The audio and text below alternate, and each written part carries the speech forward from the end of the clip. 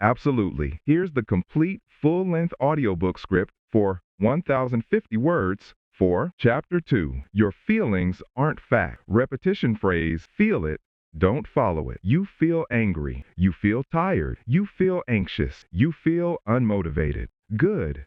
Feel it. But don't follow it because feelings are not fact. They're weather patterns, not math. They pass through. They shift. They change. And if you let them steer your life, you'll never find solid ground. Feel it, don't follow it. That's the discipline. That's the difference between those who crumble and those who command. The truth about feeling. Here's the truth. Your feelings are signals, not orders. They're data, not directions. When you feel fear, it's your body saying, pay attention. When you feel anger, it's your body saying, something feels off. When you feel doubt, it's your brain saying, are we sure? But none of that means stop. None of that means quit. None of that means you can't. Your emotions don't define reality, they reveal your state. And that's the key. You can acknowledge your feelings without obeying them. That's strength. You can say, I'm angry, but I won't lash out. You can say, I'm scared, but I'll still act. You can say, I'm tired, but I'll finish anyway. That's emotional discipline. That's leadership. That's power. The weak obey their feelings. Weak people chase comfort.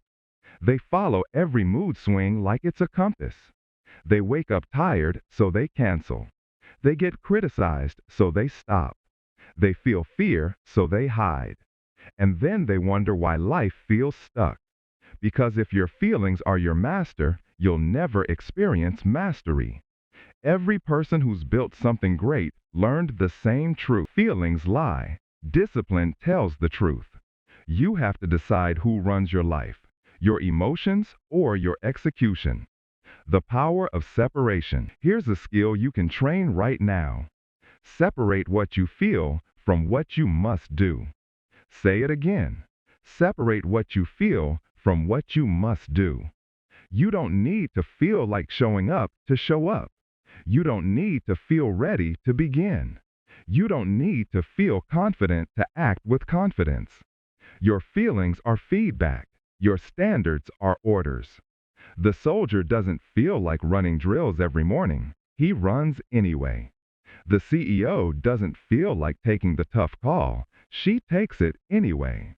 The athlete doesn't feel like training in pain. He trains anyway. That's discipline, the decision to honor your values over your moods. Real-world examples. Look at the best in any field. They don't act on feelings, they act on standards. A surgeon doesn't say, I don't feel like operating today. A pilot doesn't say, I'm too anxious to fly. A Navy SEAL doesn't say, I'm not motivated to train. They all have one thing in common: discipline over emotion. That's why they win. That's why they're trusted. That's why they're calm when others panic. When chaos hits, emotion-based people crumble. Discipline-based people execute. Because they've trained their minds to listen but not obey emotion. They feel it, but they don't follow it. Emotions as tools. Your emotions are not enemies. They're signals. They're teachers. Fear teaches awareness. Anger teaches boundaries. Sadness teaches depth. Joy teaches gratitude. The problem isn't emotion, it's attachment. You start believing your feelings are the truth, and that's where control is lost. You can use emotion as fuel. You can turn pain into power. You can turn frustration into focus. But only if you control the direction. Because emotion without direction is destruction. Emotion under discipline is domination. The emotional test. Here's your daily test. When a strong feeling hits, pause and ask 3 questions. 1. What is this emotion trying to tell me? Is it fear, anger, doubt, ego? Identify it. 2. Is this information or instruction? Am I supposed to notice it or obey it? 3. What action aligns with my principles, not my emotions? Because that's where your strength lives, in choosing principle over mood. That's your self-check system. That's your emotional armor. You don't suppress emotion. You separate from it and decide from logic. That's what leaders do. Why emotional control builds respect. Let me tell you something the world won't. People don't respect feelings. They respect control. They respect the person who stays composed under fire. They respect the one who doesn't panic when everyone else does. They respect the one who doesn't let emotions leak into decisions.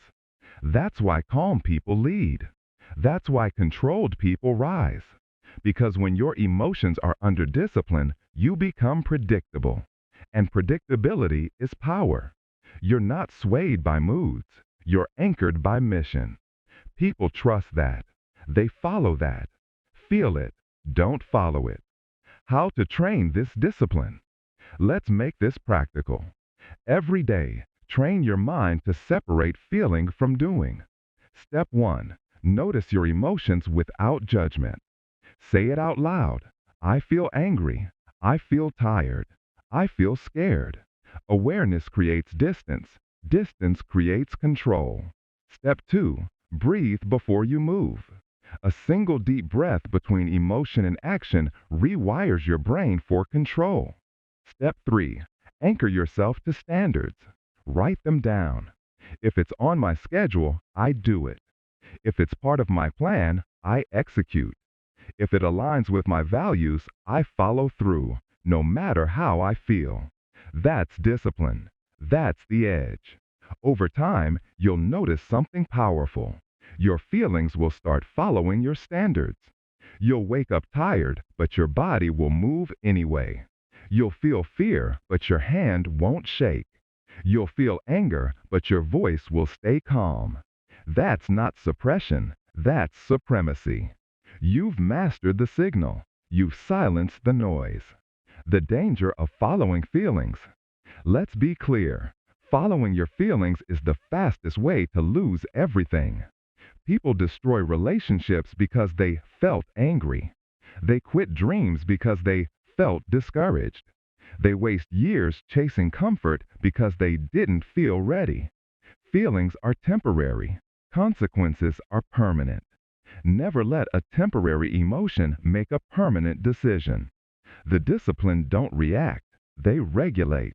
They don't chase the emotional high. They chase the mission. That's the key. That's the difference between wasted potential and unstoppable power. The transformation. Here's your transformation. You stop being a puppet pulled by emotion. You start being a commander directing it. You feel everything deeply, but you act from strength deliberately. Because the goal isn't to be emotionless, it's to be emotionally mastered. When you master emotion, you master execution. And when you master execution, you master life. That's where real confidence comes from, knowing that no matter what you feel, you'll still move forward. That's unstoppable. So from now on, remember this. You don't need to feel like it to do it. You just need to do it until the feeling follows. Feel it. Don't follow it. Closing transition. You've learned how to separate what you feel from what you must do. That separation is your power. That separation is what makes you untouchable. You no longer move by mood. You move by mission. Now that you've claimed your emotions, it's time to protect your focus because your mind is a battlefield and most people lose before they even know they're fighting. Next, Chapter 3. Master the mental battlefield. Would you like me to write Chapter 3, Master the mental battlefield, approximately 1,000 words, in the same voice, tone, and pacing?